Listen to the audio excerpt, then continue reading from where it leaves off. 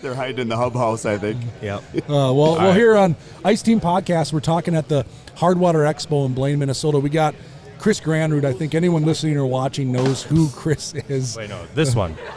No. No, yeah. No, the one on the right. Down one. There's Chris Granrud. That's typically how I like to walk in. Either that or Eye of the Tiger. Yeah. Eye of the Tiger. But no, we're pumped up. This is going to be awesome. We've been at, I don't know how many shows already this year. It's been, 4 or 5? I don't know. In-stores, events, this or that. It's part of the fun. Chris hails from Rainy Lake, Minnesota, International Falls, actually, right now. Absolutely. That's not where you grew up. No, that's where you get to live. That's where, I live in like vacation land, and they're announcing stuff. Stuff's going to start happening here. We're going to get bulldozed. It's like running of the bulls. If the cameras get knocked over, it's because this place is so busy. Yeah, it's fun to see the rush come into these shows, right? I mean, everybody's just so jacked up, and we have so many shows now. I mean, it used to be where you had like 1 or 2 main shows, and now you've just got so much stuff going on. And you always think maybe it's going to get saturated, but still, everybody's just jacked up to come down here. So. Yeah, and they start earlier every year. Like I was chatting with the crew at Thorn Brothers yesterday, just jaw-jacking, and they're like, hey, soon we're going to be having ice fishing shows in the summer. Because we start them. I mean, we did a podcast at the North Metro Ice Show back in October. Isn't that crazy? So, I mean, it was 80 degrees out, T-shirt, shorts, and... I think what happens, guys start fishing early, like in the April time frame, open water, and all of a sudden they're May, June, July, and all of a sudden they just start fading into thinking about, winter fishing and being on the ice. And it's nostalgia. I mean, it's ice. There's something magical about ice fishing, and we've said this a bunch of times. It's just a different sport. It's very intimate.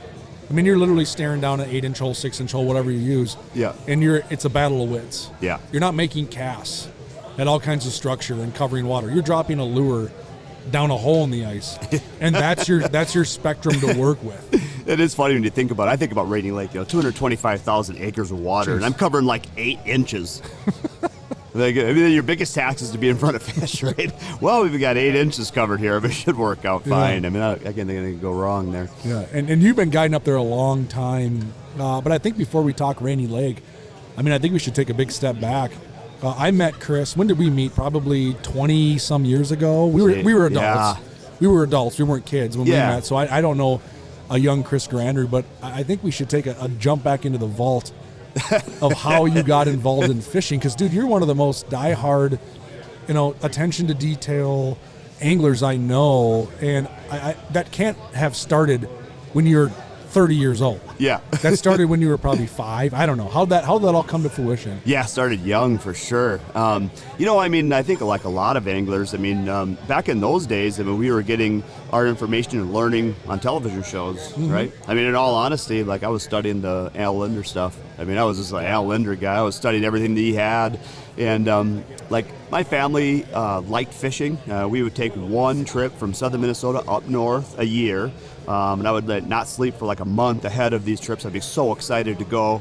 And, our family loved fishing, but we didn't have any really good fishermen in our family. So we would go to a northern Minnesota lake, and it was like old school, fish baskets over the side of the boat, and it'd be like a rock bass in there and 2 crappies and 1 perch and like Rockos. 1 errant walleye, and we just... we love fishing. We weren't that great.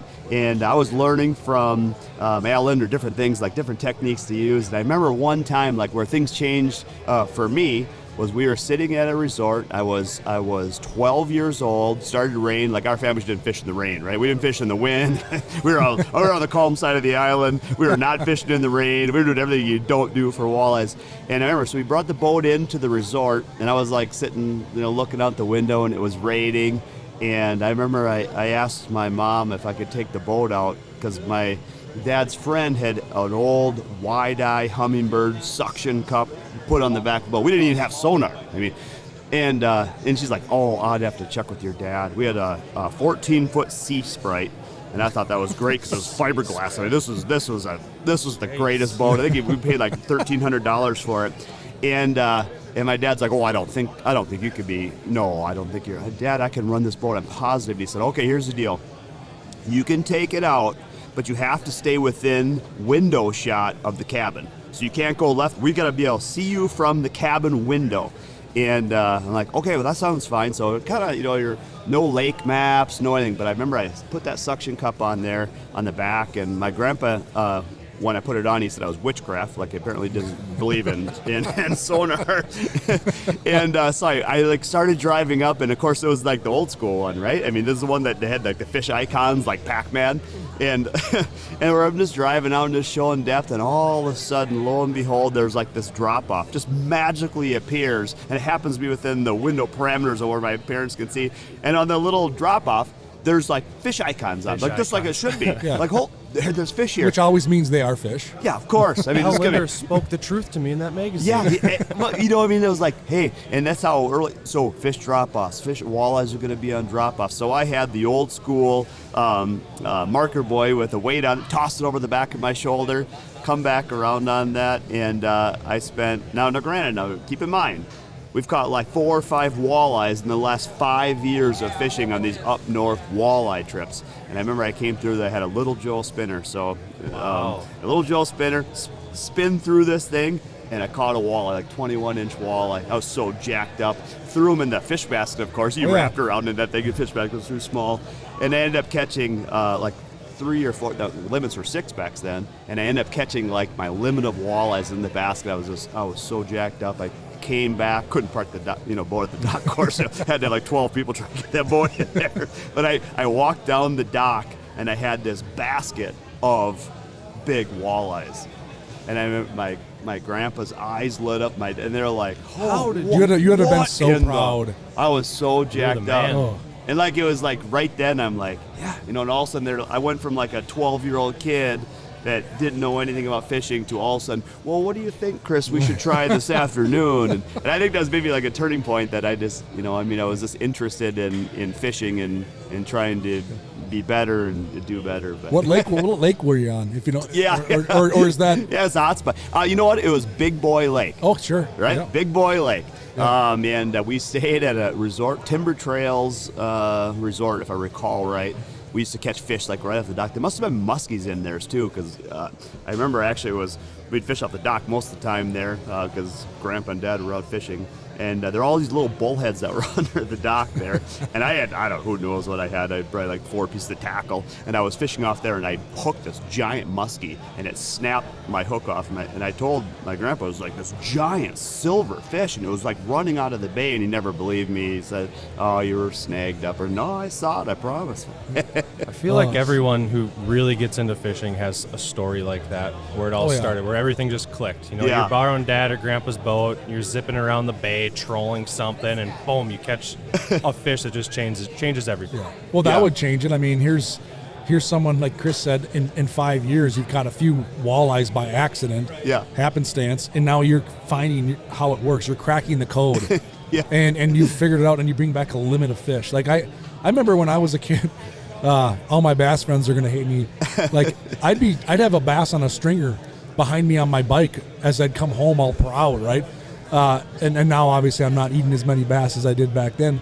But those moments as a kid, you remember them very well. Yeah. Whether I remember one time fishing a pier, which I hear there's a pier story in your life. Oh yeah. So I've been asked to bring that up. Oh man. Where I was throwing a lazy Ike. Yeah. Does anybody throw a lazy Ike anymore? I had a lazy Ike on a lazy Ike when I was like 12. It changed everything. Lazy trolling. Ike. And now honestly, like there's the cool action of a lazy Ike, just wicked action on that thing, right? It still has wicked action. It does, yeah. And I pitch it up next to a dock. I'm on the dock, and I remember working it back, and I watched this bass come out from under the dock and totally engulf that lazy Ike. And I was with my brother, and I remember that moment right there. I'm like, these fish don't just eat a worm.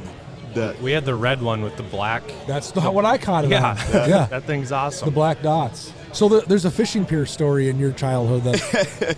Yeah, I mean, I've shared that a few times in writings or what have you. But so my mom, this is before kids were like getting abducted. So okay, you're granted, this is a long time ago here. So not trying to make my mom seem bad, but she would bring me down to the Lake City Pier. I was real young, and because she just knew I loved to fish, I probably got out of her hair, and it wasn't causing problems for a little while. She'd bring me down there, drop me off at the pier, and I had like my old silver tackle box, and I had a minnow bucket, and I had this junky fishing rod with the bobber that went, whatever. I mean, And I was fishing down there, and there was this older gentleman that was down there, and clearly he was a very accomplished walleye angler. And he was catching fish like on the rock side of the Lake City Pier. So anybody who knows Lake City, they know where I'm talking about here. And he was catching these walleyes, and he wasn't even using bait. Like he was using these hand-tied, bucktail jigs, and of course I had like bait with leaders, all sorts of stuff. And he kind of took me under his wing. It was super fun. And he's like, hey, I don't know if you really need that bait or whatever. And he gave me these, hand-tied bucktail jigs. And of course, he tied one on for me. And I got to the end of the pier, and he said, no, the walleyes are going to be on this rock side over here. So I proceeded, like as you can probably imagine, I had zero talent. Cast this hand-tied, bucktail jig out. Immediately, I think I've got a fish. No, that's snagged. That's gone. Well, I just piled through with this guy's jigs. It was like every other cast I was snagged up. I just can't seem to get it. But he was whaling on these walleyes down there, and somehow I must have come across like the world's dumbest walleye ever, and somehow he chokes one down, and I bring this thing up. But it changed my direction for fishing. I remember coming home and I tell my dad, like, "Geez, we don't need any bait, and we don't need this stuff, and here we need these jigs." And this same guy would come down. We'd fish down there, or I would fish down there, kind of in that late April into the mid time frame of May. Actually, maybe just after like the Minnesota Inland opener. And but every year he would be down there, and over the years we just fished together a lot, and I got better, and I learned. I kind of cut my teeth on jig fishing. It was a very snaggy environment. Of course, I colored up all those rocks down there with this tackle. But yeah, I learned how to fish jigs down there, and then after I don't know how many years of fishing down there, the one year he was down there, and I couldn't understand him. He said something, and I couldn't really understand. And here he must have got some sort of throat cancer or something. Oh. And then the next year he wasn't there. Yeah. So do you still use some of those tactics today? All the time. So I reference it sometimes in online writings or whatever, and I say I cut my teeth jig fishing down on the Lake City Pier, and with a guy and frankly, when you look at these settings here, and everybody's got the NASCAR colorful jerseys, and everybody's doing stuff like this, Matt, and we're doing a podcast or what have you. Here's like this great walleye angler, unsung hero. Yeah. Nobody knows who he was. Yeah. Just super stellar guy. Took me under his wings. Gave me $5,000 of his hand-tied bucktails that I proceeded to launch into the rocks on every other cast. But that's so you get a chance. You get a chance to introduce somebody to the sport. And I think there comes a point in your career where you take a lot of pride in that, where a guy doesn't have maybe the experience. Nobody had the experience to start. Right. Everybody started from somewhere, and then they come in and they start to take an interest in the sport, and all of a sudden they catch their first fish on a lazy Ike or something jig, and all of a sudden they love it, and they help the spot or the sport grow. I think it's amazing.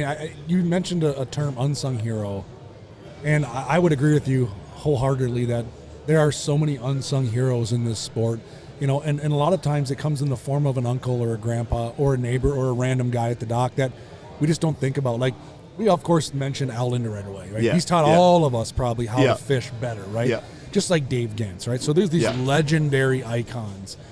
But I also think back to situations where some of my unsung heroes were my uncle, who maybe now we've passed him up a little bit on knowledge because they're just not in tune with the sport as much. Sure. But for my entire life, it was like, that was the one guy at Christmas time I cared to talk to.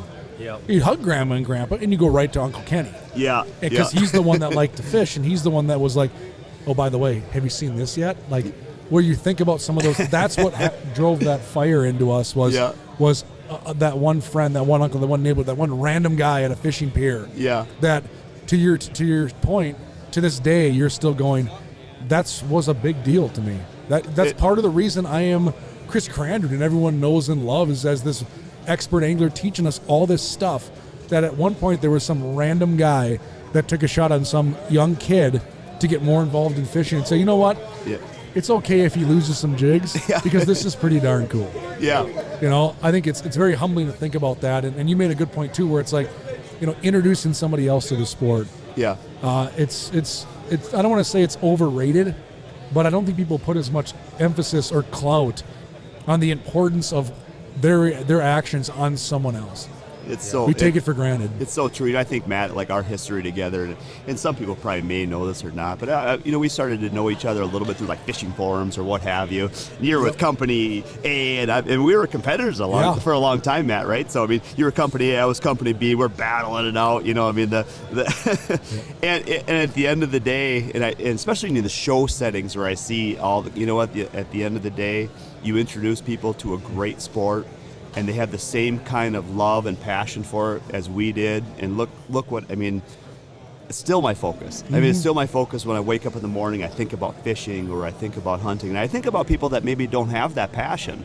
I like to think, I mean, it probably kept me out of a pile of trouble. Like, I mean, the fact that I wanted to fish, I mean, I wanted to learn, and that's really inspired me. I just always wanted to do that. And, yeah, I mean, what a great sport. I mean, I think it's the greatest sport. You can do it forever. Yeah. Back to the show setting too. Like yesterday, I was talking to a guy who he had no interest in really buying anything here, but he was here just to talk to other anglers and network. Like, I mean, that's what you do here. Like you come out here. It's not about purchasing something or getting the new this and that. It's just about talking to guys about fishing. It's awesome. That is so true. What an opportunity. And I didn't get to go to stuff like this when I was young, when I was a kid. But if I was a 12-year-old boy or girl, and I got to come in and talk to Dave Gens or Jason Mitchell or Matt Johnson or Chris Granrud. How cool is that? Where you could just like, hey man, what's going on? And they're gonna. And what you find out, all these guys. Just regular guys that like people, fishing. Normal dudes. Normal guys that love fishing. And, I always said that, of course, I kind of jumped into the fishing or the business side of the fishing industry as I got a little bit older. I was a financial planner, what have you. And I always said if I lost the passion for fishing, if it was just a job, if it was business, I would want to get out because I didn't think you had the edge anymore. And part of it, I think if you're really good at something, you really enjoy it. Right. It's not a job. Right. I mean, it doesn't mean that it's always easy, but you love doing it. And I love when people come in. People are like, oh, the show can be kind of a grind. I'm like, you know what? Yeah, at the end of the shows, maybe you've lost your voice, but how cool it is to have thousands of people coming in here and just wanting. I mean, they're like all our people. They all everybody loves fishing. What a great crowd! and you do it, Chris. I know you're a humble dude, and you won't say it yourself, but you do it as good as anybody. Like, you take the time to educate people, and like that's how we met, right? Yeah. Most people don't know what a fishing forum is. Yeah. But that's how we ultimately met, was on these forums because you were there educating. And I know watching you work with people today still, you love to tell stories and get people excited about the sport. Anyone that follows you on social media knows what I'm talking about. Yeah. Like, you are so powerful at telling a story and relating to people and getting them excited about the sport. It's no secret that you have a great fan base. Yeah. And for good reason. And we have a lot of fun, and it's educating and a little quirky, right? We goof off at times. But, I think a lot of people can look at anglers and promoters like yourself, much like others on the Clam and Ice Team Pro staff, and emulate how you act and then how you get people involved and how you get them excited. Like, they leave a conversation with you going, I want more of this sport. Dude, you should pat yourself on the back. Thank you.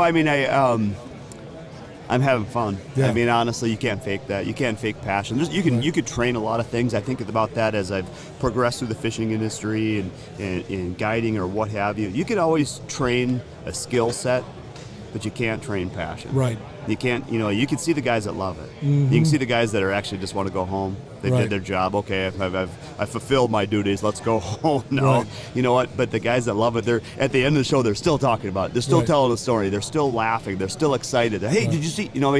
They're still excited about the sport. Now, when you're involved in the business side of the deal, of course, then there's products to fill needs or what have you. But at the end of the day, it's about fishing. So you know what? Here with Clam, or I'm here with JT, or what have you. You know what? If you run otter, awesome. Let's talk, dude. You're a fisherman to me. Right. You're like I'm your friend. You're not a competitor to me. Mm-hmm. You know what? I just like the fact that we like the same sport, and I've been fortunate enough to align myself with great people, great companies that really have the same vision. Right. And and I will say that too from the business side of things. I see all sorts of young guys that want to be a pro staffer. They want to be in the fishing industry. You know what? Align yourself with great people. Right. Best thing you could ever do in your life, align yourself with great people. Yep. If you align yourself with great people, with great vision, you're right on the right path. Do it for the right reasons. When I joined, obviously, Matt, when I joined Clam, I just like Clam's vision. Mm-hmm. I don't use all of Clam's products. I like Clam's vision, and a lot of them fit my needs, but I like the fact that we're growing a sport. Right. That's exciting to me. Mm-hmm. That's the fact that we make a difference. That people don't even understand all the places that we are and staff that we have out that helps what I did. It helps, little kids, enjoy the sport or what have you. Just grows the sport. That to me is actually way more powerful than the product being sold. Yeah. The fact that we're growing a sport, everybody wins there. Absolutely. And I think it's awesome. You touched on something, about the relationships, right? I've always been a big believer. So you mentioned young pro staff, excited angles. How do I get on a pro staff? How do I do this? That's a world we live in all the time. I'm answering that question, I feel like, on repeat. But what I always tell everybody is there's different definitions of things, and everyone looks at it through different scope. I don't put a lot of value on what sponsorship means. I put a value on partnership and relationship. So if you look at it through that same scope that you mentioned, where, like Clam, for example, you want to work with relationships. You want to grow relationships. If you find those right relationships, sponsorship isn't even a term in your vocabulary. Right. It's a partnership, right? Yes. And that's what I tell people is you find those strong relationships and then you grow from there, where so many people are fixated on the sponsorship. Yeah. Can you sponsor me? Right. And you got to take a big step back, and it might be hard to do as a young adult, and you go, now, do you want to sponsor or do you want to partner? Yes. Or do you want to build a relationship? Because I'm like you, where some of our partners and sponsors that we've had for 20 years. Yeah. Because we work for people. Yeah. We go to battle with people. And I think at times that gets lost in the minutia. Everyone just wants to be sponsored, right? Yeah. And I think if you put less emphasis on what sponsorship is and go, you know what, I'm going to put more value on this partnership and this relationship, I think that'll change your perspective on how you approach some of that stuff. Super valuable. Obviously, Matt, with you coordinating probably the largest staff in the fishing industry, it's a big job.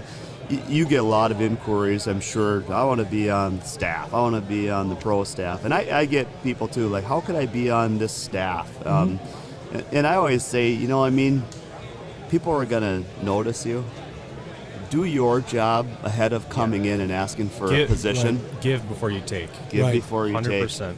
If you come into a company, so any like young anglers that have an aspiration to grow inside the business side of the fishing industry, I would say do your work now before you come talk to Matt Johnson, before you come talk to me. Start doing your work. First of all, do you love to fish, or do you love like the sport? You like to help people, and you want to share your passion with people. And if you do, you can start doing that work right now before you ever talk to me. And you know what's going to happen? I'm probably going to notice you. Matt's probably going to notice you before you ever reach out to Matt. You're going to go, this guy is making a difference. He's putting a ton of effort in. He's educating people. He's sharing with people. He's growing the sport. We need this guy on our team. And I'll tell you, your job's a lot easier. Now you go, hey, Matt, I'm so-and-so, and Matt's going to go, I know who you are. Yeah, I've seen you around. I know who you are. We get the notifications on our phones. Right. And even guys on pro staff too. Guys who have been around for a while, you notice who's really putting the time in. Absolutely. And who's passionate. That's it. All year long. I think it really boils down to passion. Any kind of a job. Anybody can punch in 40 hours a week, and you can assemble product. You could do anything as a job, as work. And I think that when you get in my opinion, to compete at an elite level of anything, got to have passion for it. Because at the end of the day, when you're 40 hours up or you're 50 hours up, and it's 11 o'clock at night, and a kid from Nebraska wants you to break down a lake that you've never seen before, you answer the message. You go, you know what? You see yourself. You see he's an 11-year-old kid, and for some reason at 11 o'clock at night, he's thinking about fishing. Yeah. And you go, And it's not in my job title. Right. If I don't answer this kid's question, probably not going to make a real big difference, But you do it for the right reasons. But to him, it could make all the difference. Right. You Yeah. do it for the right reasons. Yeah. Yep. And I know you've done that a lot. And you mentioned, like in this fishing world we live in, right? Or call it we work in. It's not a 40-hour-a-week job. No. I think we've all determined that. And that's what I tell some of these young kids too is you got to have the passion, because it's the extracurricular at times that makes the biggest impact. Yep. It's the extra stuff you do. It's like you get home from a guide trip. You're guiding all the time. And you come home and you shoot a video. You want to go home and you want to go to bed. Yeah. You want to unwind. You want to put your feet up and you're like, you know what? I got this tip on my brain. I want to get it going. I want to do this. I want to do that. But that's the extra stuff that goes the furthest, right? And I think for going back to some of these young kids that want to be more involved in this sport, those are the things you have to think about, right? You have to think about, what can I do to set myself apart from someone else? And we use a cliche term, the cream rises to the top, right? But just doing the minimum is not good enough. Not in this it's day not. and age. And that's not just fishing. Yeah. That's at a job. That's as a parent, as a spouse, right? Just doing the minimum is not enough. Chris, it's just not. right. Remember how we met a couple years ago on the Rainy River? Yes, yeah. Remember that? It was like March, and we're like snow blowing, pickaxing, shoveling our way into trying to get the boats in the river. Oh, we were there for like 12 hours trying to get a boat in the river. Dude, that's such an awesome story. You showed up because there was locals rolling through like every 10 minutes. Like, what are these guys from the cities doing? My God. I was along for the ride with some other buddies, but you showed up and you're like, you guys need an auger? Let's roll. And Let's get this. And we're like, yeah, like we could use some help too. You got fresh arms. You're like, yeah. So you came down and you had like your battery, right? And your battery was like almost dead because it was just chilling in your truck or something. Yeah. You were able to drill for like 5 minutes, and then your auger died. We're like, do you got another battery? And you're like, well, I got one back at the house, but it's like half hour, 45 minutes away. And we're like, go get it. And you're like, all right, I'll be back, boys. Came back like an hour later and started helping us drill. I was like, all right, that helped out. Like, thanks, Granrud. Had you met Chris yet at that point? No. So this is prior to you working at Clam? Oh, yeah, this is way prior. Yeah. Yeah, so to kind of end that story, so one of the landings early in the season, we were trying to bust open, right? So I had a whole pile of ledge ice down there. Those guys are down there grinding away and pickaxing. There was like 3 feet of snow when we got there. We can get this in. Let's do this, guys. Yeah. I actually dulled my Studer's like, what'd you do to these blades on this K-drill? I'm like, I think I might have drilled into the landing about 18 times. But yeah, we literally drilled holes straight down the landing there to try to bust that ledge ice out of there. We ended up, the real game changers, we went to Menards and got a chainsaw. Yeah. That changed the game. Yeah, that, We got what guys won't do to fish. Yeah. It's a super good example. We spent a whole day just getting the boats in the river, and then one day fishing on a 2-day trip. I was like, well, it was worth it though, because we had a pretty good time. Good stories. Oh, that's awesome. Yeah, I think of all those crazy things we did, and I think as you're younger, you do even crazier things just to go like, I can remember. But you helped out. Along with many other local, like you weren't the only local to come down and swing a pickaxe. Yeah, right. Everyone came down and like put a couple hours in. Like, all right, well, I think I'm gonna go back home, guys. Keep at it. That's a good luck, boys. Okay, just make sure you send another guy back from International Falls here to help. Send some tougher guys. Where's the football team? Oh man. There's another story I have to bring up. Oh boy.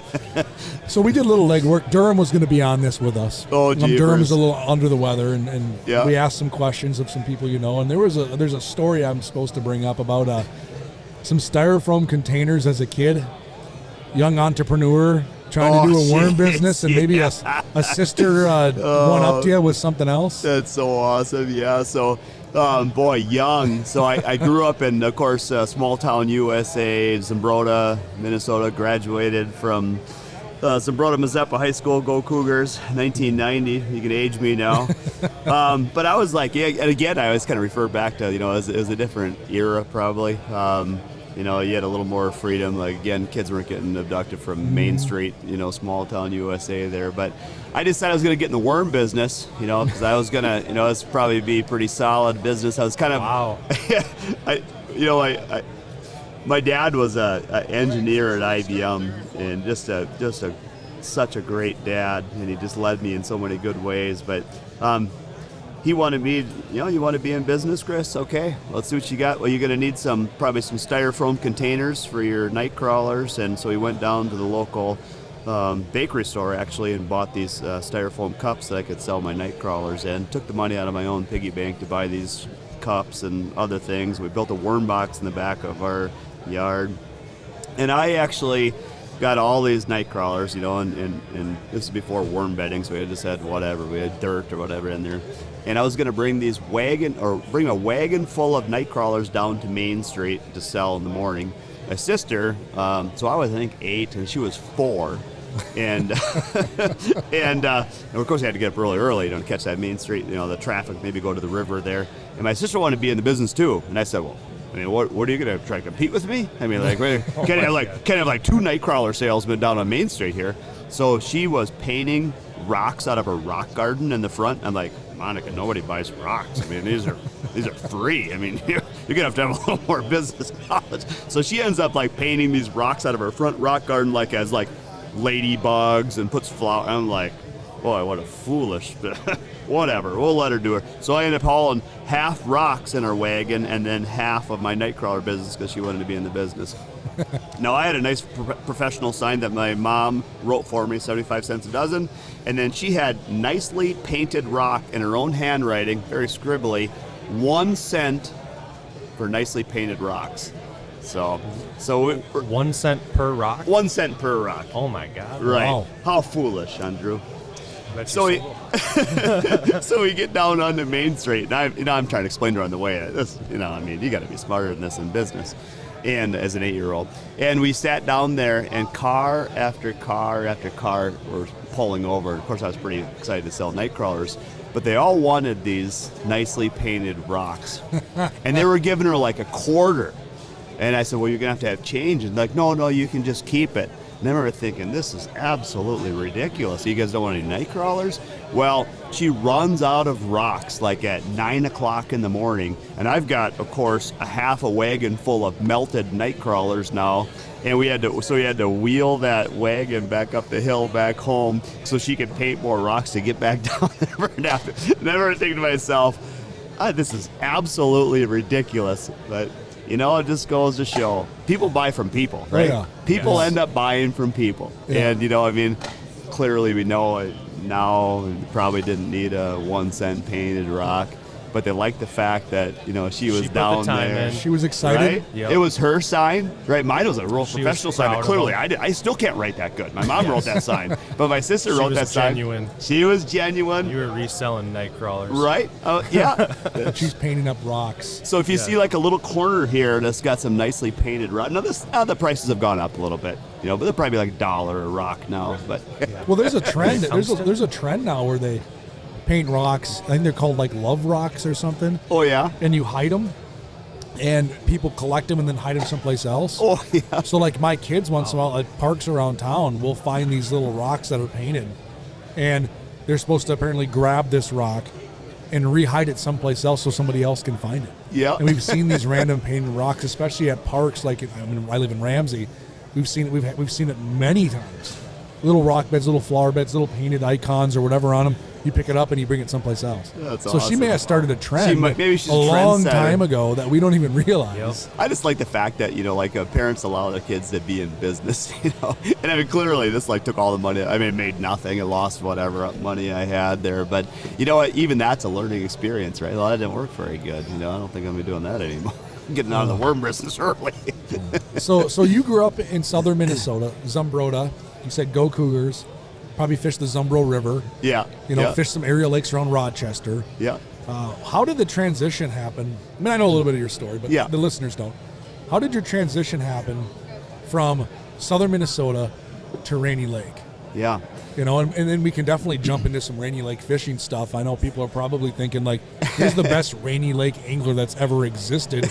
Tell me the juice. Yeah. But I think they should understand that transition from, you know, young Chris to young adult to, you know, southern Minnesota to, wow, International Falls. Yeah. So like as I mentioned kind of earlier, we took one northern Minnesota fishing trip a summer. And so I just kind of fell in love with northern Minnesota. I mean, I fell in love with the backdrop of the fishing, you know, the pine-studded islands, the granite, the dark-colored walleyes, the lack of people for the most part. I mean, boy, you could go out and find a bite and you'd be the only boat out there. Yeah. So I grew up kind of fishing, you know, river systems, you know, obviously the Mississippi River, Faribault Lakes area, the Zumbro River, still a great panfish fishery, by the way. Crappie Tom. Oh, Crappie Tom and his plastics there, yeah. You know, I mean, back in the day of just whaling on, you know, but just really a really great bluegill fishery down there. And then, you know, honestly, the Faribault Lakes were pretty good when I was a kid. There was a lot of really good crappie fishing in there. But I just fell in love with northern Minnesota. And it was always my kind of half dream to you know, make a living in northern Minnesota fishing. When I was a kid, I remember when you had like career day, you know, like I remember, I don't know how young I was, pretty young, you know, grade school. And I remember that, you know, a lot of people they were going to be a doctor, they were going to be, you know, a lawyer, they were going to be, you know, an engineer, and I was going to be a fisherman. And I didn't really know. And the teacher said, well, that's not really a career. And I remember I was kind of like dejected, like, well, that's what I want to do. Yeah. And I'm even talking with my mom and dad, and I said, well, I just want to be a fisherman. And they're like, well, yeah, but you have to have a job. And, you know, when I made the move, so I was in financial planning. Then people that know my story, so I was in financial planning. I grew up in the bowling industry. So my grandpa built one of the first bowling centers in North Dakota. Okay. So I grew up in the bowling industry. I was a big bowler. Family was a big bowler. Are you still good at bowling? You know, fishing overtook that. But when I left, the sport, I was a pretty good bowler. Yeah. But then I bought a bowling alley. And we ran a bowling. We had 37 employees, Wabasha, Minnesota. Down in the old, we were competing with Slipperies. If anybody knows the old Grumpy Old Men movies there. Yep. It just, even though I loved bowling, you know, it was a really crazy business with a restaurant and bar. We had a 10-lane bowling center there. Very hectic, very, very, very busy. I'd be working 90, 95 hours a week. And I remember I would take every moment I could to go up to Rainy Lake. Like take like 48 hours. I'd just be up there and I'd just fish my brains out for 48 hours. And at one point, I just kind of decided that you get one chance to do life. Yep. Like, you know, you get one chance. And I said, I'm going to be a fisherman. Yeah. So, and I don't know if it was maybe after a long shift at the bowling alley fixing a machine or something or whatever. But I remember I said, I'm going to be a fisherman. And then I took a gamble on myself. And I said, okay. So I had a lot on Rainy Lake. And I sold bowling alley. And I moved up north. And I built a home with, I honestly didn't know a single person up there. I'd have zero connections, didn't know the resort owners, I didn't know anybody, but Rainy Lake was the spot I was going to be.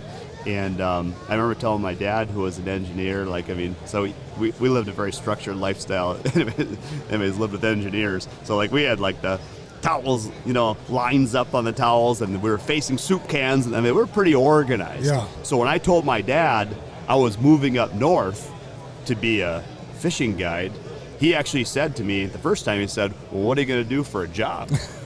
I said, no, it's going to be the job. Dad, no, this is going to be the job. Like, my sister sold rocks. I can be a fishing guide. Yeah, don't you remember my financial success in the worm business? This is going to be fine. Yeah. But yeah, so honestly, it was a little bit of a leap of faith. I don't know at this age if I would ever take that kind of a leap again. But I went up there. I had no room to fail. I loved to fish. I had been active, you know, Matt, as you know, we were active together in the fishing forums. I did a little bit of writing back, and so we had a little bit of a following there. I had a pretty good idea of being able to transition some of that into guide trips, if you will. But I moved up there, and I wanted to be a fisherman, and it just kind of made it happen. There were a lot of hard, I mean, in this day and age, everybody wants to jump to the top of the mountain, right? Yeah. Everybody wants to be on the top of the mountain. Nobody wants to climb.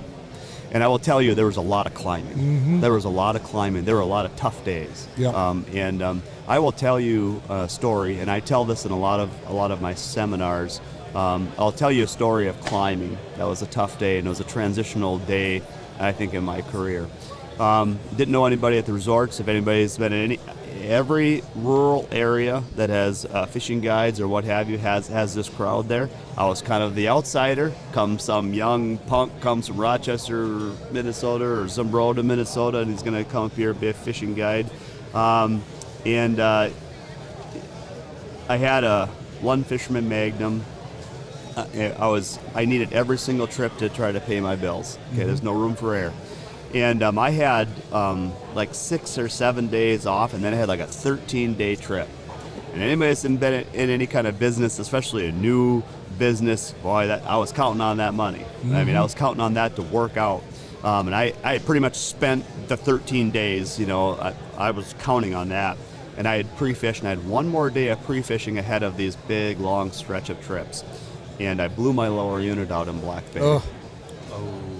I was with a friend, and I'm pretty calculated in business. And I looked at it as I hit the rock. I looked at stuff flying in the water behind me, and I remember thinking to myself, well, maybe it was rocks. maybe it was the skag. Maybe and it was a very, very quiet ride back to the landing. Because I knew what I had to lose here. Honestly, we're up against it. there was no room for error here. Get to the landing, and as we were getting closer, my buddy said, well, what, maybe it was your skag. It might have been your skag there, and you'd probably be out. Yeah, it could be. It might. And as I pulled the boat out, he was looking behind my boat. He was down by the water landing, and he looked at it, and then he just walked away. And I remember thinking, it was like, I just felt, this isn't good. Yeah, this is like, this is it. And sure enough, I blew a giant hole in the lower unit. Boat was done. And that's exactly. It was such a bad feeling. I felt like I was letting my family down. Obviously, my customers down. It was bad. So my first month, I had guided with another guy up there, and I told him, I said, I'm out. I said, I blew my lower unit out in Black Bay. I got to try to figure out how to get it fixed, but I'm obviously not going to be able to take the trips. And he said, well, you've got that Lund Rebel, don't you? And I kind of thought about it for a second. I said, yeah, it's a 16-foot boat with a 30-horse Mariner on it. I use it for the Rainy River. I'm not taking that thing out on the lake. And he goes, sometimes you need to make chicken salad out of chicken. Yeah. You know what I'm talking about. Yeah. And I remember thinking, jeepers. So I'm going to have to pull in. This is a ruckus crowd here. Yeah. Now I'm going to have to pull in to this resort. Guys are with these great big massive boats with their names on the side of it. Everybody knows them and their grandpa and their great grandpa. And I'm going to, from Rochester, going to pull in with this 16-foot Rebel with my Mariner that starts like on the 300th pull every time. And I just didn't think I could do it. And I remember, I go, okay, got to make this happen. Yep. So I pulled into the resort already. Anybody's in this kind of setting, a lot of the guides are there, and they got their customers there, and it's go time. Everybody's kind of eyeing up them, their competition or what have you. And I sat down in the boat, and every ounce of my body told me to quit. Yeah. Dude, just go back to what you did before. This is ridiculous. You got there's no way you're gonna win here. These guys got these beautiful $100,000 boats. You've got a $3,000 pile of junk. Everybody's looking at you. They're literally laughing at you. And I wanted to quit. And it's something snapped inside me and said, it's not going down that way. Mm-hmm. That's not how it's going to go down. If this doesn't work, it's going to be on my terms, but it's not going down that way. And I did the proverbial flip my hat on backwards. I got out of the boat and I owned it. Yeah. Went up to the dock, and I said, who up here wants to fish? And of course, 3 of the largest men on the dock, they were my customers. I said, of course. Oh my God. Of course. Absolutely. Come on, boys. And then one guy goes, dude, are we fishing in that boat? I said, unless you want a lawn chair, let's go. And I remember it was like the Assumption close and sails. I just started walking away. And they just kind of followed me. Of course, they had a giant cooler of beer. I mean, why not? I mean, we could add it to the pile. Yeah, but we couldn't get. And so, as I was sitting down there, and people are literally looking at me and laughing at the whole deal I had going on, I remember had a little chat with God here, and I said, I understand challenges. I understand challenges in life, but this is a pretty strong challenge. So how about the motor actually starts, so I don't sit down here and have to pull on this Mariner for the next half an hour. And of course, the motor didn't start right away. No. And I'm on my 75th pull before this giant plume of smoke comes over my boat. But it was at that moment that I was driving away from the resort that I knew I made it. Dude, it can't get tougher than that. And you got those 13 days done. I got the 13 days done. We laughed. We laughed in the Lund Rebel. And now when I come to the dock and you've got, we got a cold front, we got a bug hatch, we've got this. You know what? Dude, if you fish in a Lund Rebel with a motor that doesn't start with 1,800 pounds of man in that boat there, dude, it's always easier. Yeah. Well, here's one. I know many things about you. One thing that always sticks in my mind is, dude, you win. You're a winner. And I've known that about you for a long time. There's not much that Chris Granrud does that you don't succeed at. But I think a strong lesson in this conversation, in this story you just gave, is that just because you can win, the path to get there is really what's the most important, right? So, for example, a sports team. In order to win a champion, you don't just win a championship, right? Right. There's a lot of things that have to happen. There's a lot of blood, sweat, and tears. There's a lot of extra practice. There's a lot of this, right? A lot of sacrifice. So I guess my point with Chris being a winner is you have to do things to win. Yeah. You don't just end up at the top of the mountain. You have to climb. And I love that analogy how you said everyone wants to live on the top of the mountain. It's great on the top of the mountain. Yeah. But how do you get to the top of the mountain? So true. You have to climb. And I think that's a great story. And to me, I just kind of chuckle inside because I know Chris's personality. And I actually felt like I was living the moment with you when you're like, let's go. Come on. Nope. What are you going to do? Sit in a lawn chair? Because I know your personality. And I'm thinking, I can visually in my mind, with my eyes closed, picture Granrud walking down that dock back to his 16-foot boat. But in his mind going, oh my. How can this be is the most possible? impromptu situation. Happen, but we're going to make it happen. Yep. That's it, right? So, and that's such a great point, Matt. And I go back to what we talked about earlier. And one thing I learned earlier, when I was young, when everybody else was listening to their favorite music, I was listening to inspirational stuff like Jim Rohn and Zig Ziglar. That's what I was listening to. And they taught me to grind through stuff, to win, to all personal development. So I spent a lot of time learning that kind of stuff. Okay, I gotta be better. I just need to be better. Oh, it didn't go very good for you? I didn't get a lot of compassion if things weren't going. Then be better. Go be better then. Right. And so if you surround yourself with winners, with people that are just always seem to rise to the top, you kind of develop that personality. Sure. And you're like, no, yeah, it was a tough day. Okay, great. Yep. Great. Well, tomorrow I'm going to be way better. I'll be the guy that just absolutely gets cleaned up on for 4 or 5 days on the lake, and I wake up the next morning, I'm going to clean house. I'm dude, how are you going to clean house? The bite's been horrible. I always think that I'm going to win, and eventually you win. Yeah. Maybe in the future there's a Chris Granrud motivational speech tour.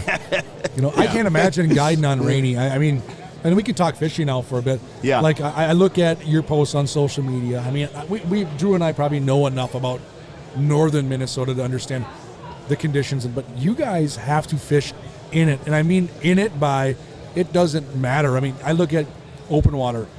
Some of your posts are gonna be great. It's a balmy 21 degrees out, but no big deal. We got about a 13-mile run. It'll be a piece of cake. Or on the ice side. Yeah. On the winter side, I know you and I have talked over the years where I think you told me one time, you run Bearcats and you run utilitarian snow machines because there's not plowed roads. No. It's not like you're driving your pickup truck out to a fish house, right? You have to go. I remember one time you made a comment and you're like, what my number one tool was this last week? The thing, It wasn't my Vexlar. It wasn't my clamfish house. It was my shovel. Like, I used my shovel more than I used the fishing rod. I remember you telling me a story once where you're like, I am digging out every single day. Every day just to go fishing. And I think you sit and look at that, and it's the same conversation I had with Bernie Keefe. Yeah. In Granby, Colorado, who now has retired from his fishing guide. Yeah. And is now living in Florida. I mean, Yep. Bernie's older than us, sure. Yep. You know, no disrespect to Bernie, but that was the story he gave me. He's like, Matt, you know, where I guide on Granby in Colorado, I have to shovel everywhere I go just to go ice fishing. Yeah. It's not an option because I pull up to a spot and my snow machine is sitting on 30 inches of snow. Yeah. And when you cut a hole in the ice on top of 30 inches of snow, it's a mess. You got to. So I admire what you guys do on northern Minnesota, just to get people on fish every single day. Yeah, you know what? Everything's a challenge. You know, in the social media era, you know, we highlight the good, right? Yes. You know, might see, you can do a little blip, you know, a 20-word, you know, a paragraph there with a picture, and you see a little girl holding a big walleye or what have you. Nobody really knows the backstory. You know, it's what I mean? mostly bad. Yeah, right. Like, There's just general. so much. The interesting part is the backstory always. You know, I mean, when you have anglers, a lot of times they're new anglers. They don't have the experience that we have. They want to get into it, but they might not be able to reel or set the hook or detect a bite or keep tension or what. I mean, a million different things that we've had the opportunity to learn over the years. And for you to get that angler hooked up, hopefully land the fish, addicted to the sport, that's one of the bigger challenges. And it's my tournament fishing. People always go, are you going to be a tournament fisherman? No, that's what I already do. And they don't really understand that. But that's my tournament. That's what so I have I'm very competitive. Like Really? But so for some odd reason, I love challenges. Like when other guys are like, dude, I don't even want to take this trip because it's going to be so hard. We got half the lake we can't fish because of the wind. We got this going on and this going on. I go, okay, there's a very, very, very narrow path for victory. I almost get more excited. Yeah. Then. Well, it's an opportunity. For adventure too. That's what's exciting to me. Yeah, they'll remember you bashing through 4-foot rollers to catch a walleye more than just, you know, taking off, idling out to the break line and dropping a jig down and catching a walleye. If it's a layup, big deal. Yeah. Right. Everybody's doing it. I don't Right. care. I mean, honestly, I get, from the competitive side of me, I'm more excited when it's challenging. Yeah, it doesn't mean that it's not fun to go up and be in a layup bite and catch a bunch of fish, because it is fun. But something within me likes a challenge, and it seems like as a challenge gets greater, I get more inspired. I'm like, dude, this is my deal. Right. No, you know, nobody takes this. I'm taking this one. I'm going to do that. It's personal.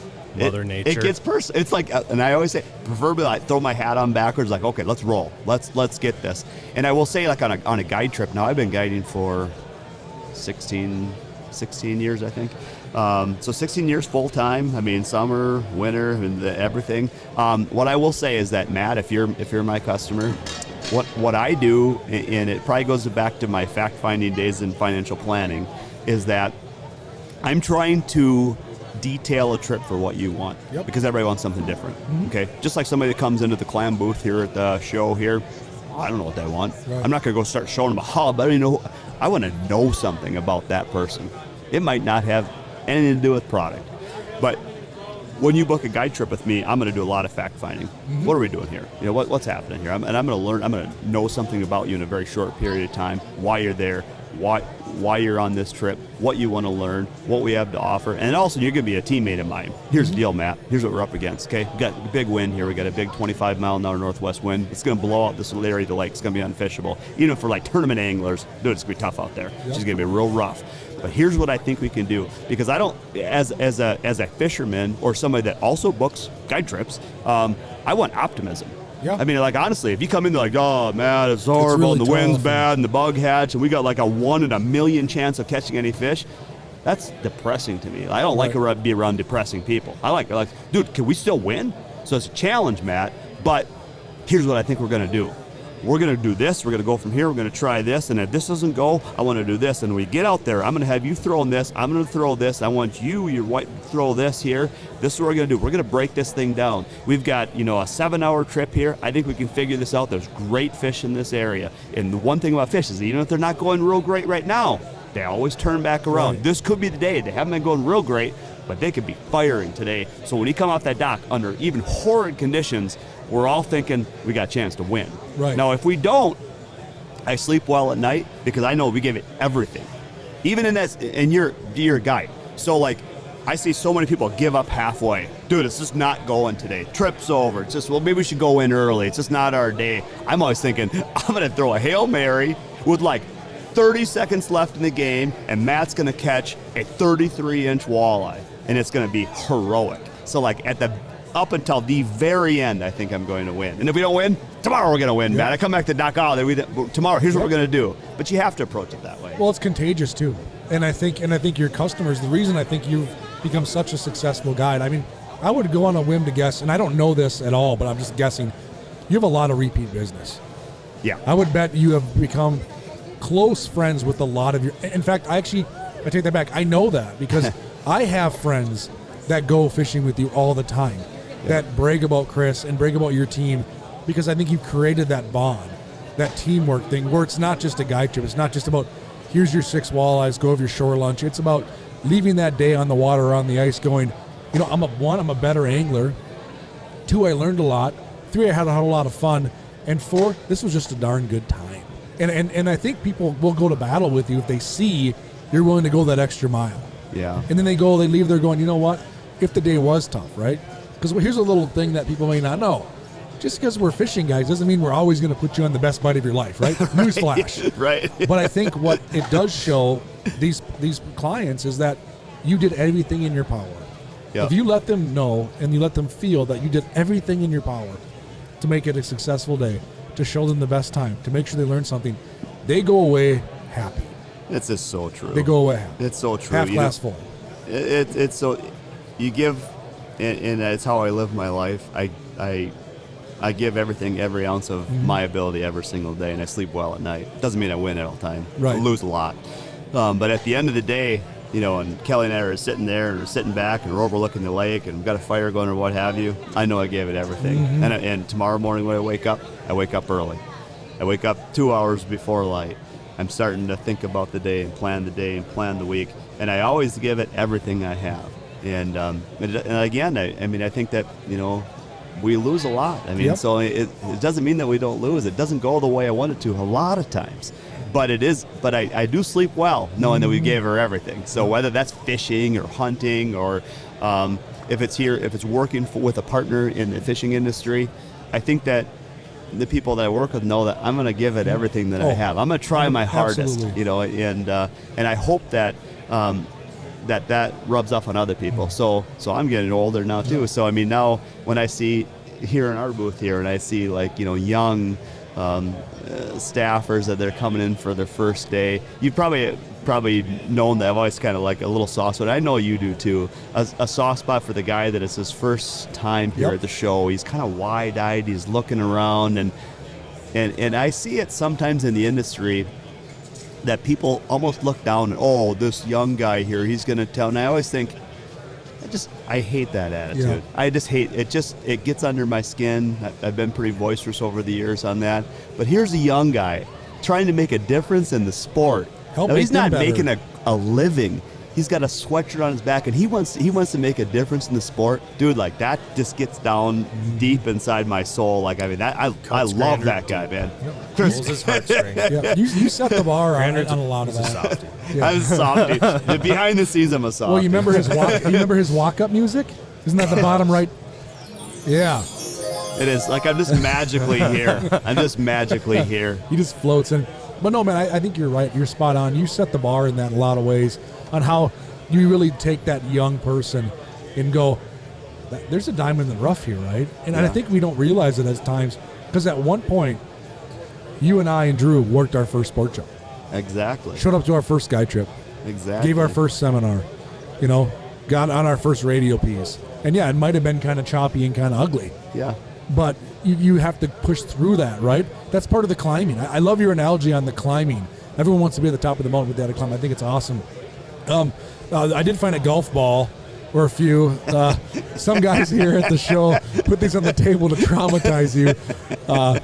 Old Chris was doing a seminar yesterday or Friday. So awesome. And someone was driving golf balls behind the golf simulator right behind your head. Oh, my I don't know if you got the shakes when you saw these things on the table. But that's why just power through. You power through stuff. Freud put him on there, and he's like, "I'm going to traumatize Chris for a bit while you guys are on the podcast with some golf balls on the table." Yeah. So for the listeners here, so we're doing a seminar. Yeah, or I'm doing the seminar, and all of a sudden I hear like this rocket launcher behind me. Like it hits like literally like 8 feet behind me. And I'm like, what? I look back behind me. I thought something fell off like the table or something. I'm looking around. Of course, it shocked everybody. And I was like, what was that?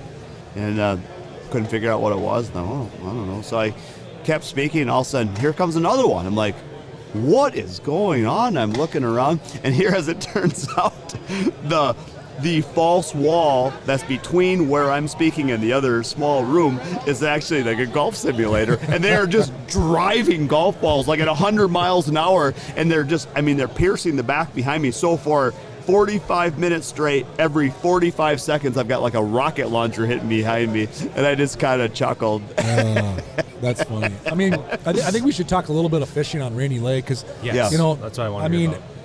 Real quick before we jump into it, we'll hammer on ice. Yeah. But I just have a question more personally.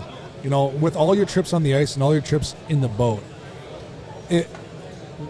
where does your heart really lie the most? Like, do you have a season where you're like, man, I really love... It doesn't have to be better fishing. It doesn't have to be better chance at a trophy. Just, is there a time of year up there where, as Chris Granrud, you're like, this is very magical for me. I love this time of year. One of the greatest things in fishing in the Midwest in general is the fact that we're changing seasons. Yeah. Okay.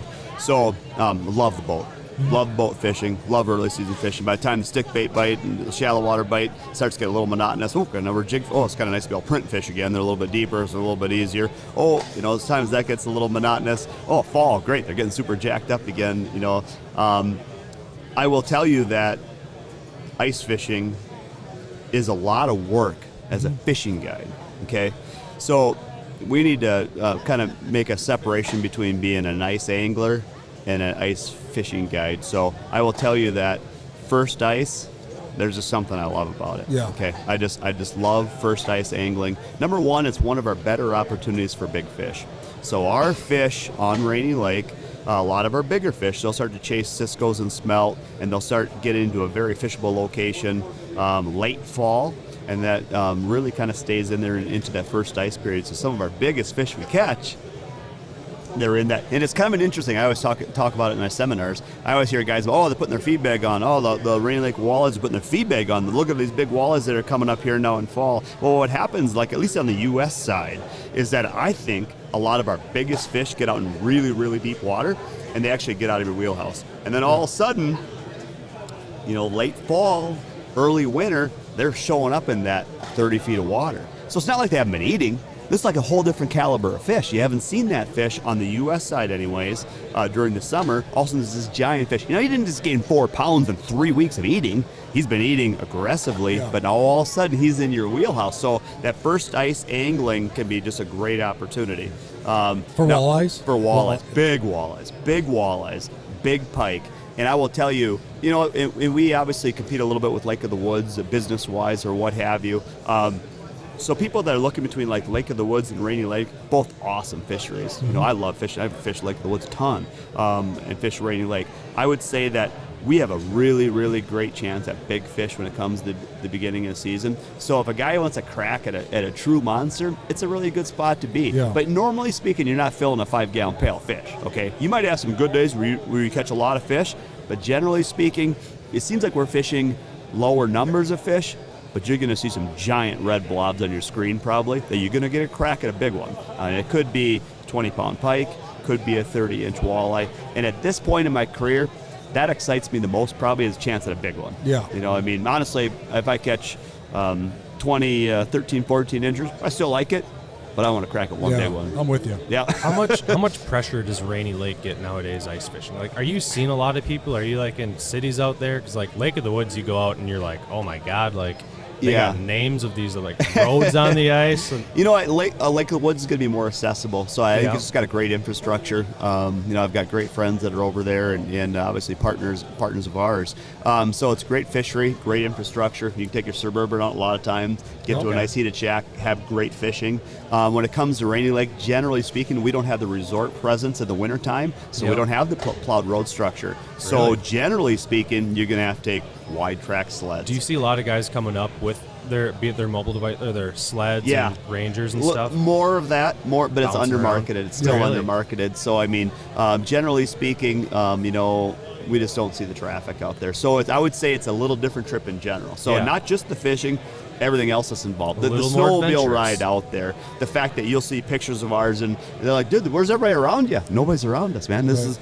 My clam house is sitting out here all by ourselves. So there's something within me that when I catch a walleye or two or a big one and I got a backdrop of just nothing but Voyageurs National Park or Canada behind me, this is the dream for me. And that's why I moved to Rainy Lake. And they're not plowing roads out there really at all. Generally speaking, no. There is a park road that they plow, but again, it's just going to be a one circle road. You're not fishing off that road. You're going to have to get off the road. So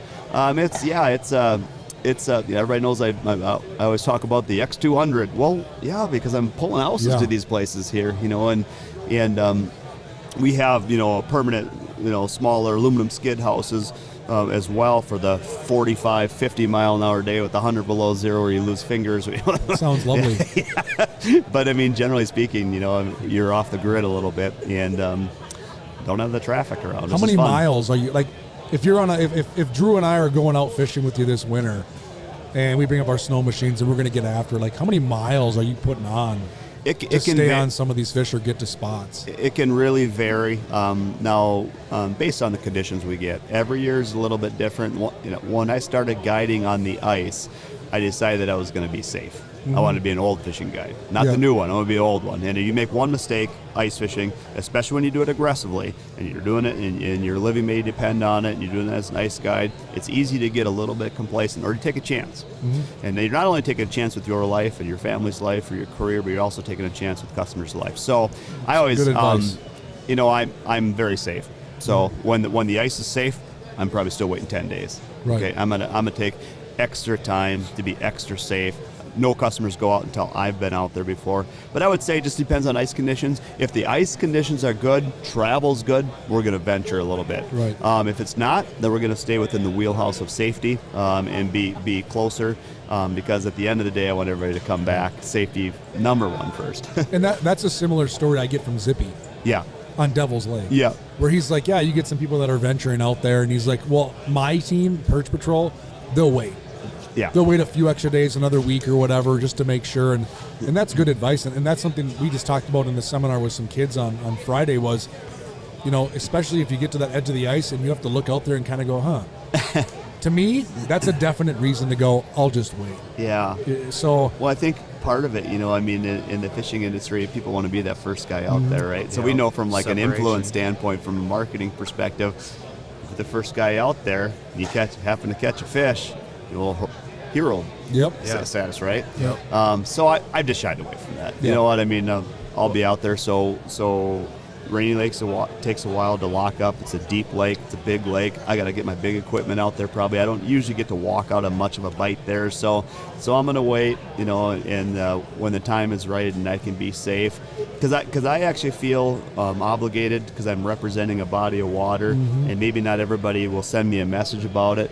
But when I do go out there and I'm fishing, I think that a lot of other people know that I am, and they may take that as okay, all clear, we're out, we're going, out, let's go. So part of that is obviously I know the fishery better than some people do, so there might be a safe area that I'm getting out to, but I'm just very cautious. And I will say that when I do get out there on that first time, I usually tell people, hey, there's some sketchy areas, be very cautious. It's not to keep you from going out and fishing.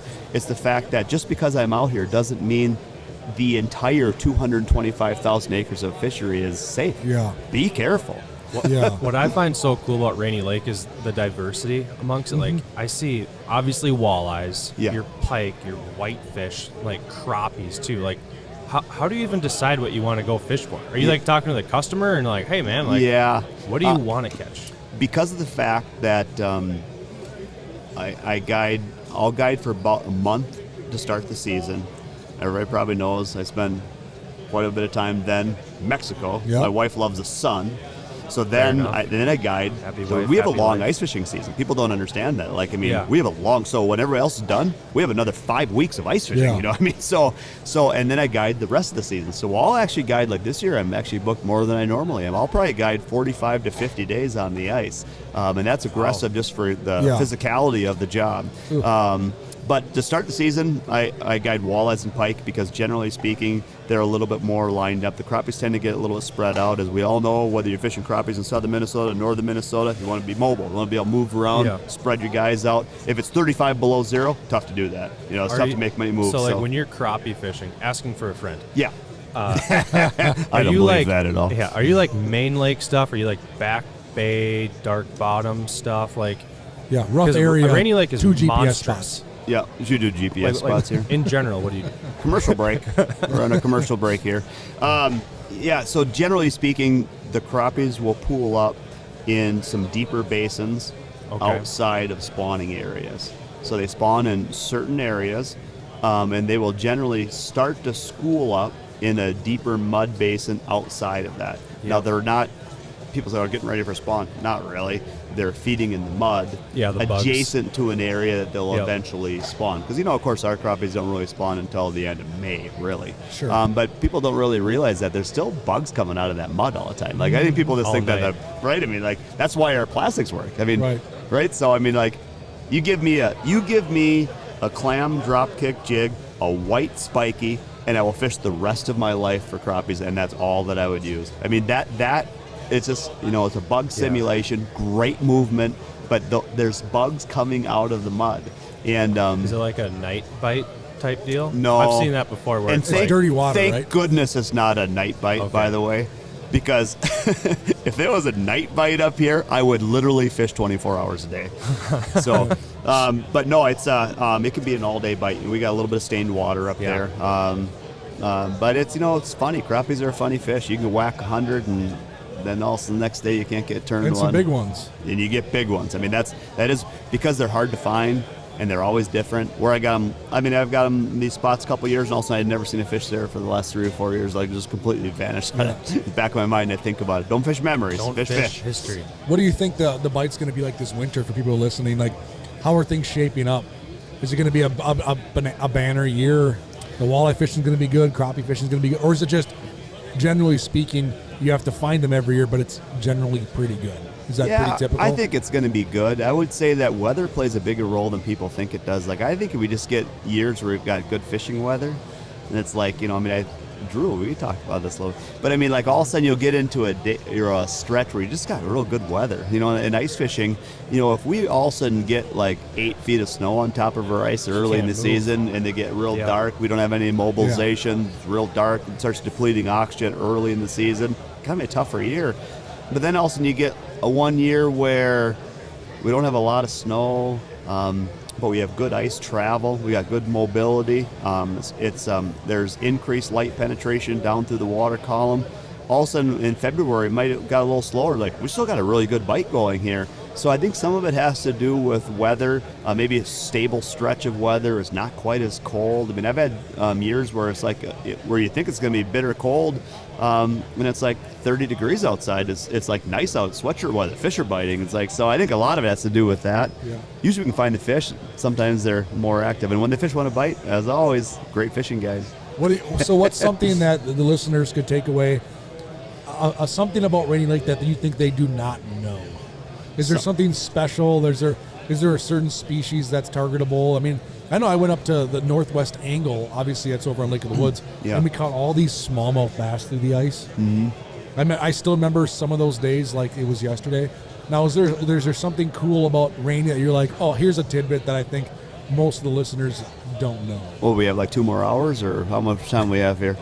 Another hour if we want. Another hour if we want. Okay, I'm going to give you some good stuff here. So a couple different things. Number one, so like a guy that fishes on Lake of the Woods that comes over to the Rainy Lake, right away I notice a little bit of a difference in how we fish. So that guy's fishing like right off the bottom. Yep.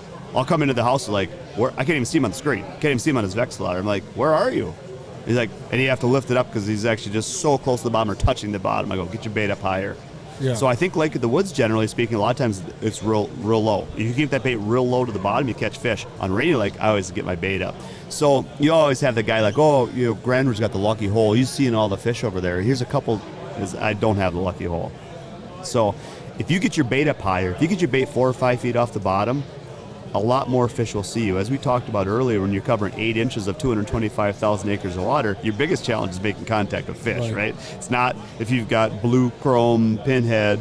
The actual reality is you have to make contact with fish. So I believe that if you bring your water up, maybe you're fishing 25, 30 feet of water, get yourself up 4 or 5 feet off the bottom, I've got a bigger radius where I'm drawing fish in from versus being right on the bottom. Now, we're not fishing on a flat surface. Might be a break, might be rocks down there. If you're nestled down in the rocks, fish can't even find you. I mean, how are you going to, you have to have a fish come right in your wheelhouse to even catch a fish. So if you get up, you're going to attract more fish into your area. But remember, Rainy Lake walleyes, the biggest ones, a lot of times are actually eating suspended fish. So between the Cisco's and smelt, most of the time they're suspended. So as you come in, you set up, and you're like, oh, there's a little green line came in at 13 feet. I'm in 33 feet of water, okay? That's where your bait fish are coming in at. Take very good mental note of that. They may be coming at 15 feet one day, maybe 20 feet one day, maybe 10 feet one day.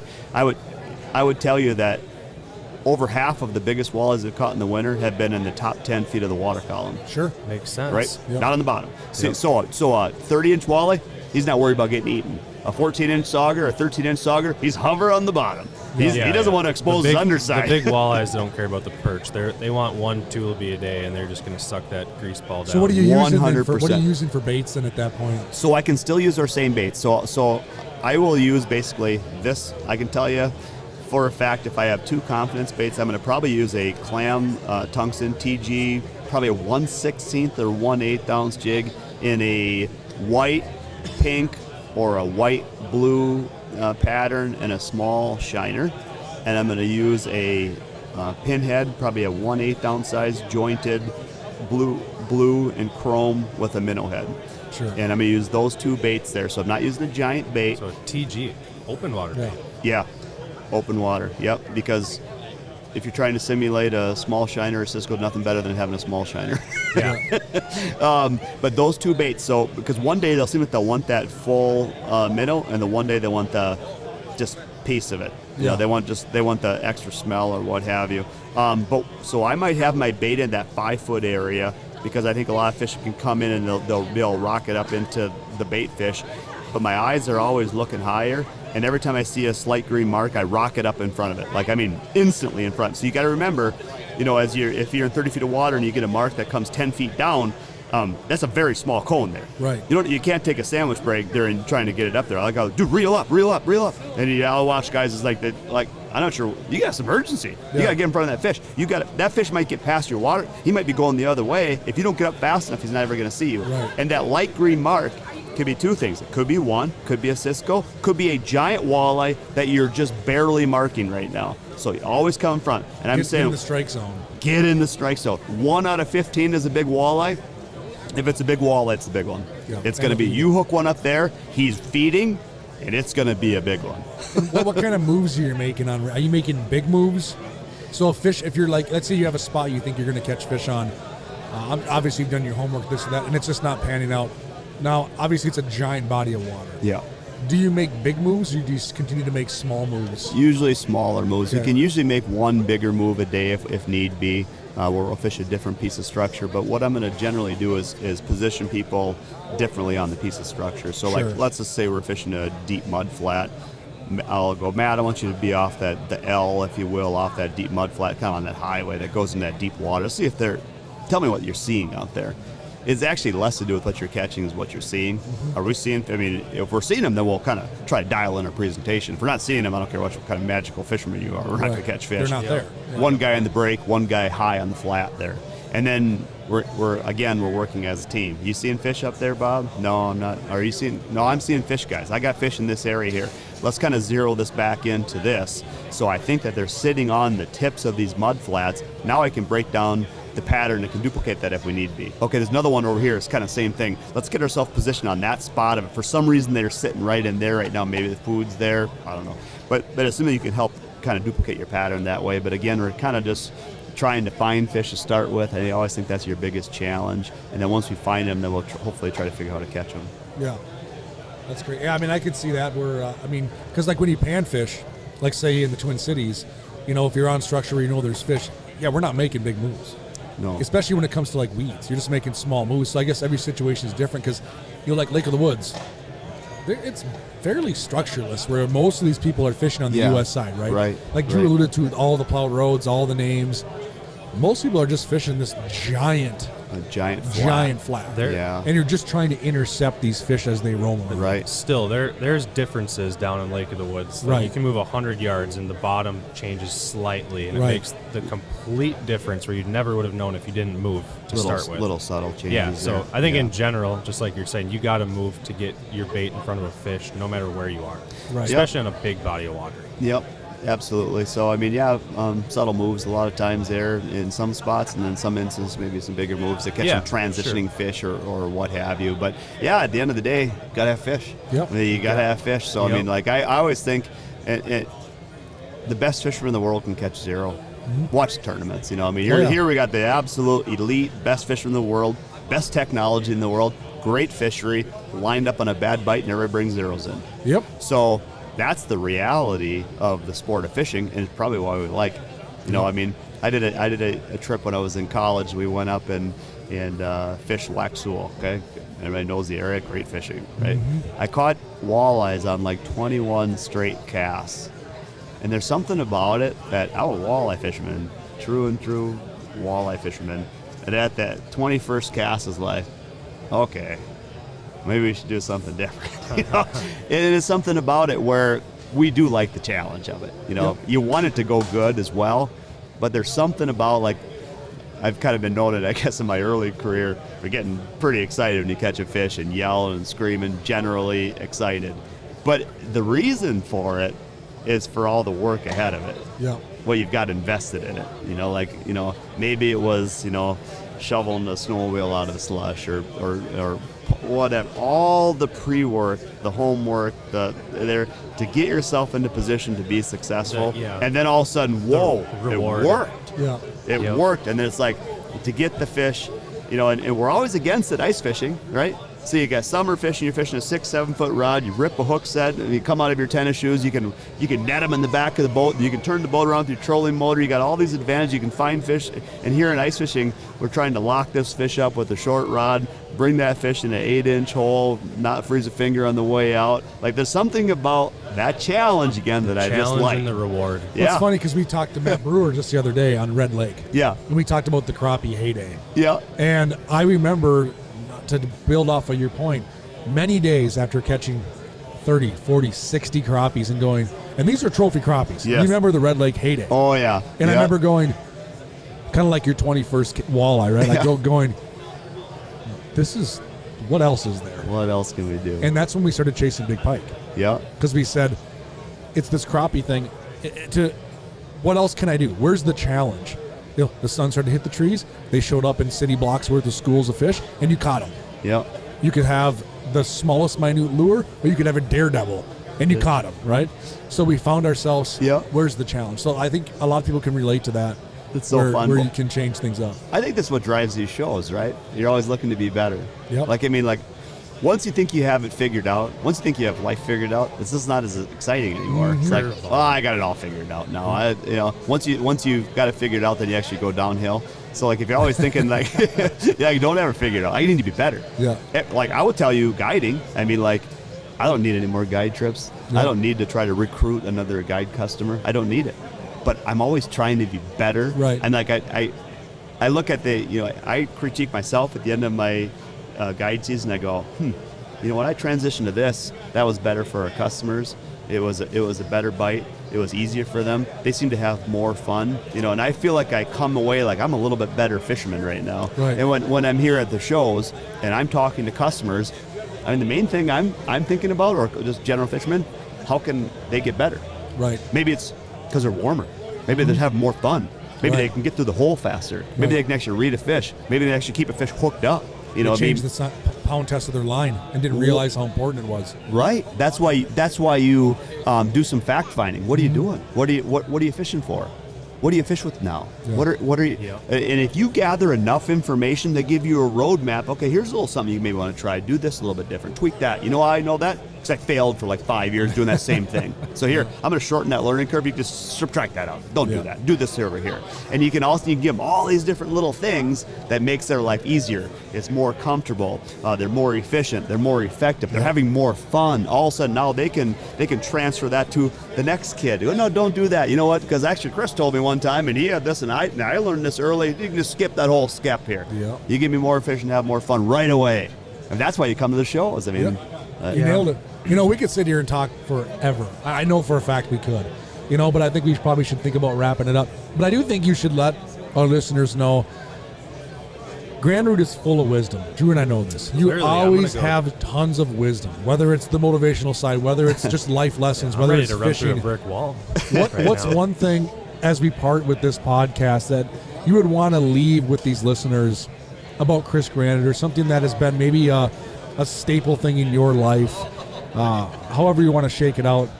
Parting words for our fans. Being involved in the fishing industry has just shaped my life. Yeah. I mean, these are the best years of my life. So I had an opportunity to do a lot of different things, and financially, maybe some of the other things would have been probably better. Sure. But the fact that I was able to live my best years of my life in the fishing industry, surrounded by people that think like me, had the same passions in life. I mean, it's just absolutely priceless. So, I look as I go. What do I do? What am I going to do as I get older? At some point, I can't take the aggressive nature of guiding in the winter or what have you. I hope I'm always involved in the sport, because I always see myself in that little boy or that little girl that has a passion in life. So if you can get involved in sport of, you took the leap of faith. Yeah. Took the chance. The chance. So. Thanks for doing that. Thanks for being involved in fishing, because like I said, I know you've touched a ton of people, man. Everything from the forum days to now social media to shows to guiding to you were on TV shows. You've kind of walked every path, and I think it's something to be admired. And I think the way you handle yourself and the vision you have for how you want this sport to eventually become, right? Whether it's the young kid that gets involved or whatever, I think you take it with a good grain of salt. You take the right path to do that, and I think you ultimately do it with integrity, and I think that's something to be admired, man. So I know on behalf of our squad, we love working with you, man. It's always fun. It's always lighthearted. You always seem to bring just a cool edge to everything, and you do it with a smile on your face. Yeah. I mean, as passionate as you are in life, I never see you upset. I never see you down. Yeah. You're a half glass full human being in everything you do. And I think it's awesome because it's contagious. And I said kind of the same things to Durham on our very first podcast. I think you guys have a lot of similar characteristics, right? Yeah. And that's why people gravitate towards you. So, man, I can tell you what, I know on behalf of our squad, and I can say for a lot of the listeners that they appreciate everything you're doing, and it's making an impact. It's making a difference. Oh, thank you so much, guys. Thank you so much for having me. Thanks for all you guys do. Sports is going upward. It's going onward and upward, man. Yep. We got a couple more big ice shows down the road. St. Paul, Fargo. Yep. St. Paul, Fargo. St. Paul's a Super Bowl. I mean, honestly, it's a Super Bowl. I'll tell you what. If you're in the fishing industry, you kind of know this too. Maybe you're a little worn down. I mean, you haven't seen the family. You've been traveling a lot, and we're gonna set the booth up again. This is the Super Bowl. Yep. You know what? You go to the St. Paul show. This is your one time, especially in the social media world. This is the time you get to see everybody. Yep. It could be a competitor. It could be the new fisherman. This is the time you set up and you bring your A game. Yeah, sure. Stories make stories. So, well, on behalf of Ice Team here, we had Chris Granrud. Everyone knows who Chris is, one of our Ice Team pros. Guides on Facebook, Rainy Instagram. Lake. Follow him. Listen to his words of encouragement. It'll make you a better person as well as an angler. And we'll catch you next time. So from Ice Team on the podcast, Over and out from the Hardwater Expo in Blaine, Minnesota, hanging out with the one and only Chris Granrud. Thanks for joining us.